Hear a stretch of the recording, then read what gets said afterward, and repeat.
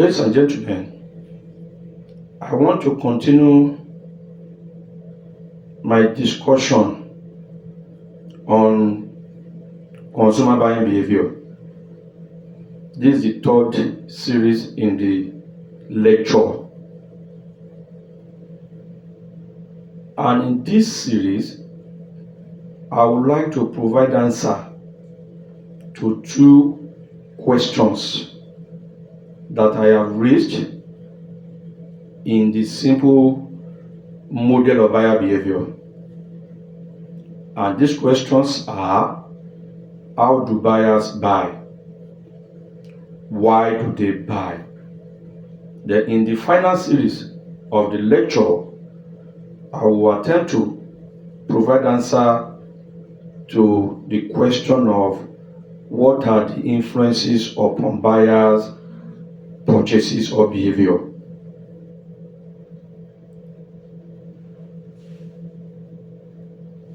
Providing answer to the question of how do buyers buy requires us to go through the buying process. Buying process has 5 stages, and these stages include: number 1, problem or need recognition; number 2, information search; number 3, evaluation of alternatives; number 4, purchase decision; and finally, post-purchase behavior. Let me explain each of these stages so that you appreciate how a buyer takes a purchase decision. The first and the most important one is the first stage, which is problem or need recognition. Every purchase is triggered by one problem or the other. Every purchase. And a problem exists when a buyer feels deprived. When a buyer recognizes that his current state is different from his desired state. You are hungry. That's your current state. The desired state is that you should not feel hungry. You are thirsty. That is the current state. The desired state is that you should feel refreshed. So, every purchase, that is purchase of a bottle of water, a bottle of soft drink, a pack of juice, will be triggered by the thirst. So the thirst here is the problem. Bonnet categorized problem into 2: routine and infrequent problems. The routine problem is the scenario I have painted. Almost on a daily basis, every one of us has this routine problem. The infrequent problem, as the name suggests, means that the problem does not occur as regular as routine. If you have a problem with your landlord and he decides to evict you, this is a good example of an infrequent problem. So you are in an undesired state. We all know the implication of not having a stable house. So you will be motivated to search for another apartment. So And this might occur maybe once in 5 years, maybe once in 10 years. A number of people do not even have this problem. If you have good landlords and you're also responsible as tenants, you will not have this kind of problem. Another problem is problem of mobility. If a car is snatched by armed robbers, another problem has been created. You are not in a desired state. You will have to consider getting a replacement. So this is what Bonnet describes as infrequent problem. And Bonnet said, irrespective of the nature of the problem, each of these problems creates tension in buyers and motivates them to search for information on alternative brands from which they can choose one. What triggers problem in marketing? This we call it sources of problem. There are a number of sources of problem. The first one is out of stock problem. That is when you have depleted your current stock of products. You have run out of the stock. Tension will be created in your mind. The second one is dissatisfaction. When you are dissatisfied with the current brand you are using to satisfy a need, for example, detergent, you are not happy. You will be motivated to get another brand. The third one is related purchases or products.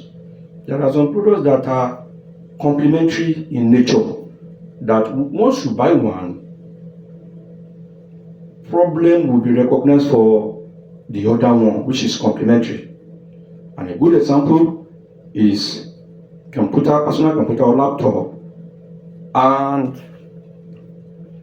and printer.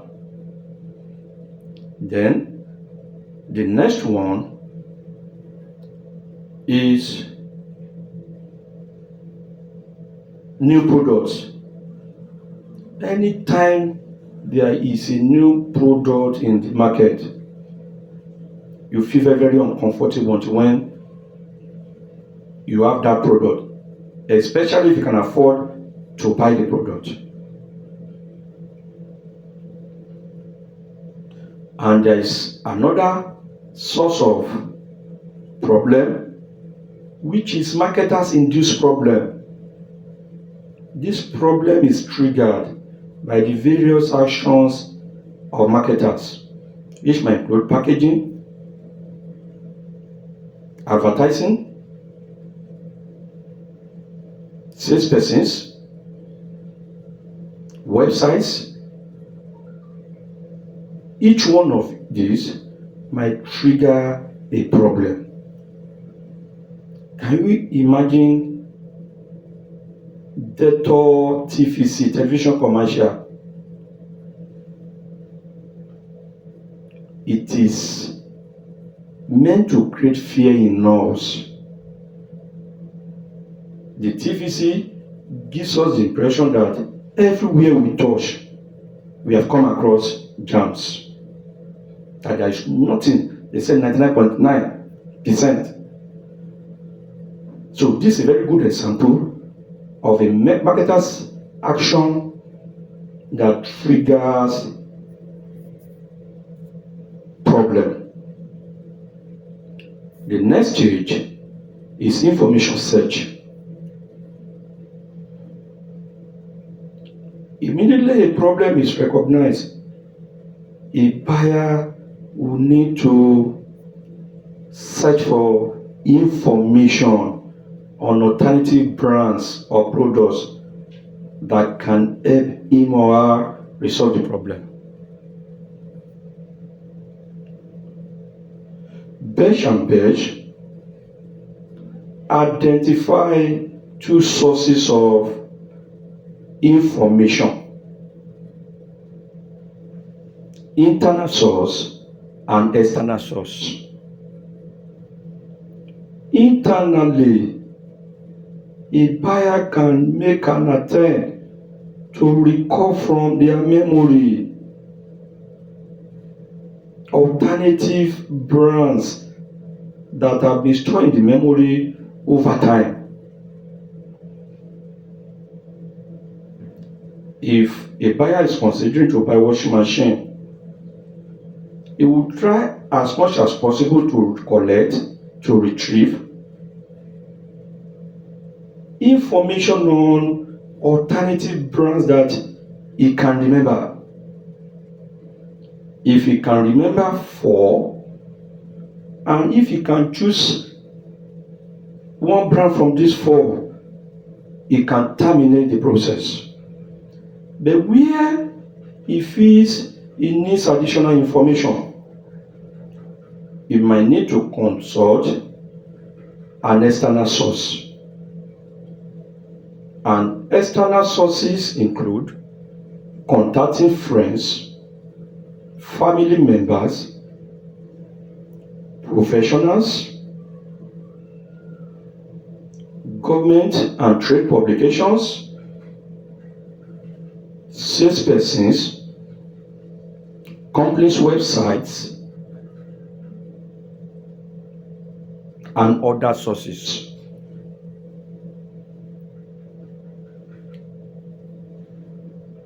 These two sources, that is internal and external,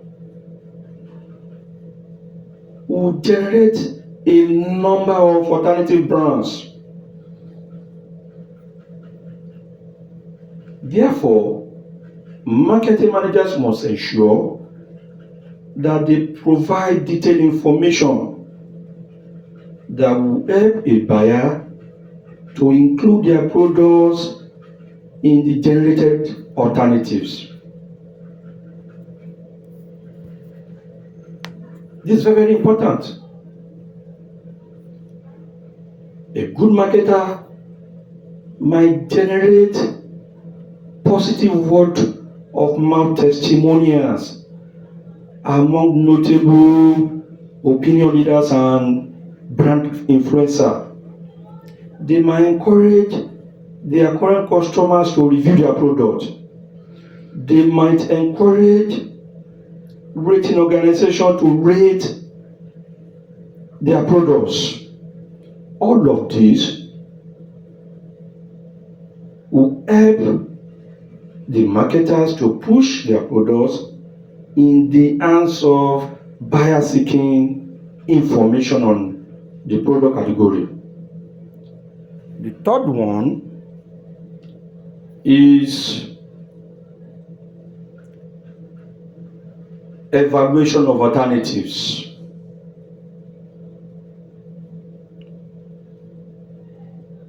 From the second stage, it is certain that that stage has thrown up a number of brand alternatives.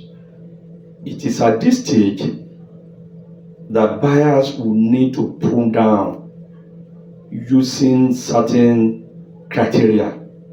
You have to evaluate all the brands that have been identified, has been described by Besh and Besh as a folk set. Kotler and Keller described them as awareness set. And it is from this, according to Kotler and Keller, that consumer will have to consider the alternative brands that buyers consider to buy is known as consideration set. The other one, awareness set, according to Kotler and Keller. So from the consideration set, the list will be put down to a choice set. That is the set within which the buyer will have to choose one. And from the choice set, the buyer chooses the preferred brand that ranks high among all the alternative brands.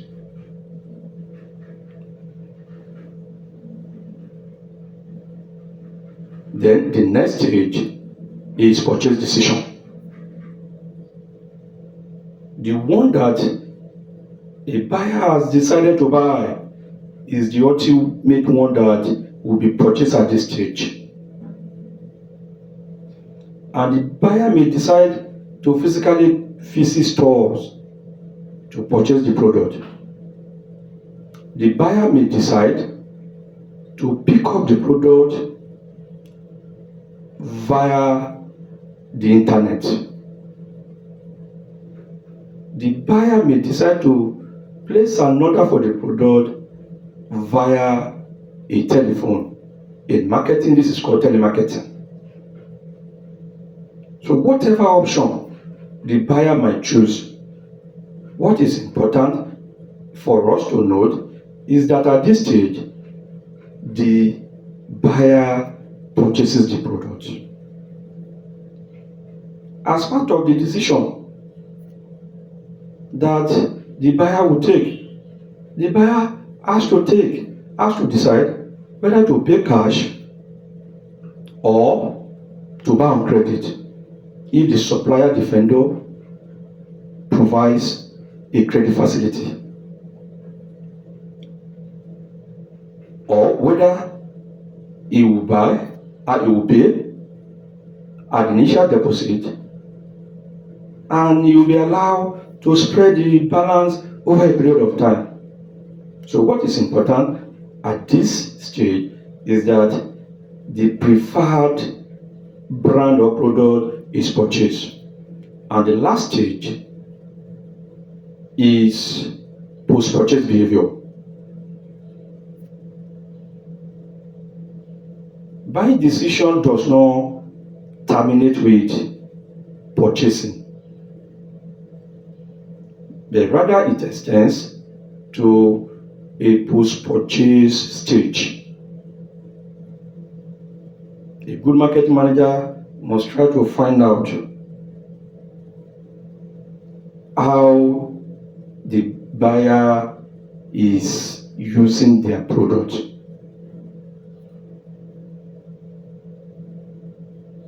Are they satisfied? Are they dissatisfied? The marketer will not know until when he tracks the buyer's post-purchase behavior. Is the buyer using the product the right way? You will not know as a marketer.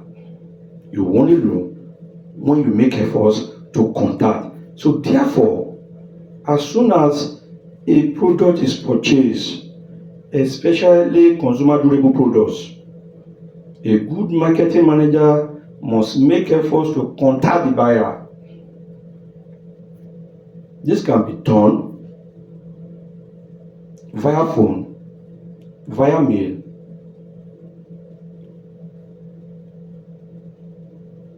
through scheduling personal visit to the buyer by their salespersons. This stage is necessary to avoid what Festinger calls cognitive dissonance. And I have defined that concept. It's a very, very important concept in psychology and in consumer behavior literature. Festinger defines cognitive dissonance as a consumer's state of anxiety and doubt that characterizes purchases. After we have made purchase, we are so anxious, we are very uncomfortable, we have doubts in our mind as to whether we have made the right purchase decision.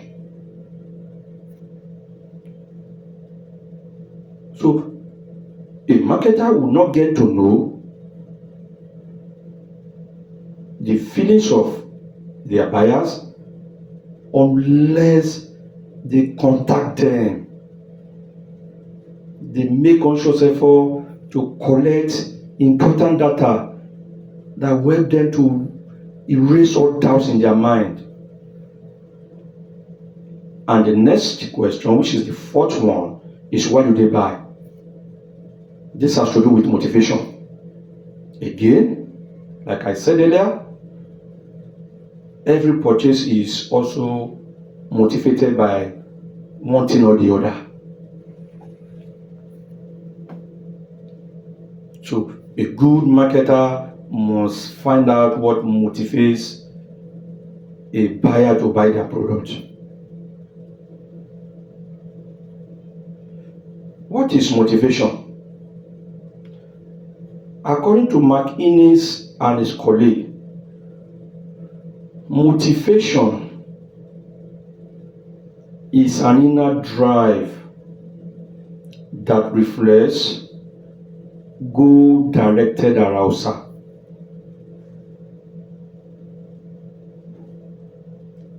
Every one of us has this motivation.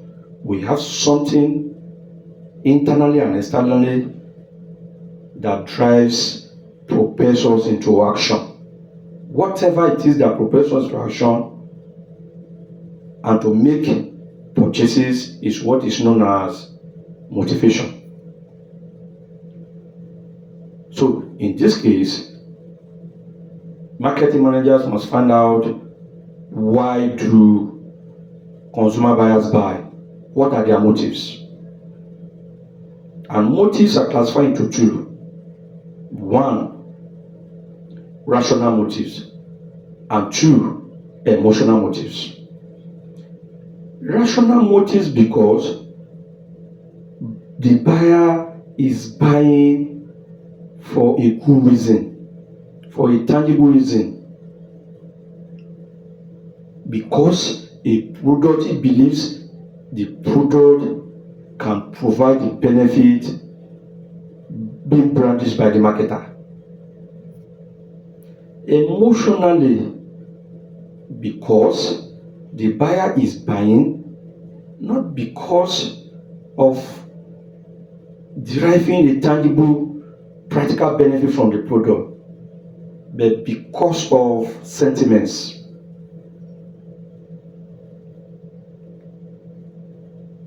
Rational motives include buying because the product price is good.